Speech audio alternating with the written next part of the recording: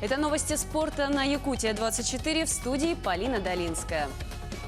Футбольный клуб «Краснодар» проиграл испанской «Хетафе» в гостевом матче 6-го тура группового этапа футбольной лиги Европы. Встреча группы «С» завершилась поражением Краснодара со счетом 0-3. В составе «Хетафе» голы забили на 76-й минуте Леандро Кабреро. Также отличился Хорхе Молина на 78-й минуте и Роберт Кеннеди, 86-я минута матча. Краснодар набрал 9 очков, занял 3-е место в группе и завершил выступление в Лиге Европы, не сумев пробиться в плей-офф турнира. «Хетафе» вышли в 1/16 финала турнира. Баскетболисты «Реала» победили «Олимпиакос» в матче 13-го тура регулярного сезона баскетбольной Евролиги. Встреча завершилась со счетом 93-77 в пользу хозяев. В составе «Реала» самым результативным стал Хабьен Казер, набравший 18 очков. У греческого клуба по 12 баллов в активе Уилла Черри и Александра Везенкова. Чемпион UFC в легком весе Хабиб Нурмагомедов дал пресс-конференцию в Краснодаре. Спортсмен рассказал о дальнейших планах. Ближайший его бой состоится 18 апреля в Нью-Йорке. Его противником станет американец Тони Фергюсон. Также не обошлось и без вопросов о повторном бое Нурмагомедова и Макгрегора. Кто будет драться, я принимаю уже решение. Так что я думаю, что чтобы встретиться, ему надо сперва гонять вес 70 килограмм и сделать, как я сделал, чтобы за пояс подраться 10 боев победной серии. Тогда мы подумаем о реванше. А пока выигрывают второсортных бойцов, которые из 10-7 проигрывают и драться в 77 и заслужить 70 килограмм пояс, пока я там буду, такого не будет. В домашнем матче регулярного чемпионата Национальной хоккейной лиги Колорадо обыграл Филадельфию. Встреча завершилась со счетом 3-1.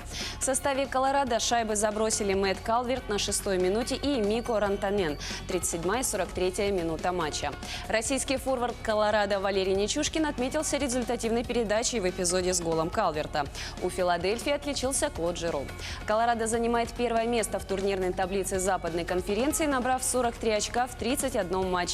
Филадельфия идет пятой на Востоке, имея в активе 39 очков после 31 встречи. В следующем матче Колорадо 14 декабря на домашней площадке примет Нью-Джерси, а Филадельфия днем позднее в гостях встретится с Миннесотой. В стенах училища Олимпийского резерва города Якутска прошел первый республиканский конкурс профессионального мастерства тренеров и тренеров-преподавателей по вольной борьбе.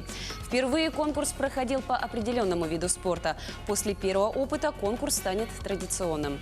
В этом году конкурс был посвящен 70-летию олимпийского чемпиона Романа Дмитриева. Участие принимали 6 тренеров со всей республики.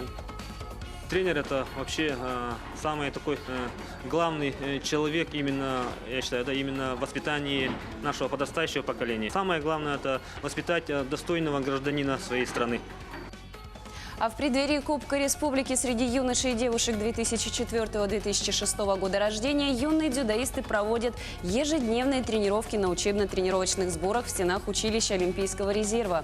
Более 50 спортсменов в весовой категории от 46 до 90 килограммов у парней и от 40 до 76 килограммов у девушек готовятся к важному этапу в этом виде спорта – отбора в состав команды на Игры «Дети Азии», который пройдет уже в 2020 году. Задача готовить Олимпийский резерв. Это касаемо глобального вопроса. А так, конечно, надо достойную команду выставить к Играм Дети Азии. Почему? Да, потому что именно вот за счет того, что у нас есть вот эти Игры Дети Азии, мы и можем детей мотивировать. У детей появляется возможность выезжать за пределы республики, да, на различные тренировочные сборы, соревнования. Вот, поэтому основной такой мотиватор – это Игры Дети Азии. Вот. Уже остался полгода буквально до игр. Правда, мы не знаем, где она пройдет, но надеемся, что это определится в ближайшее время. На этом у меня все. Будьте в курсе новостей спорта на Якутия-24.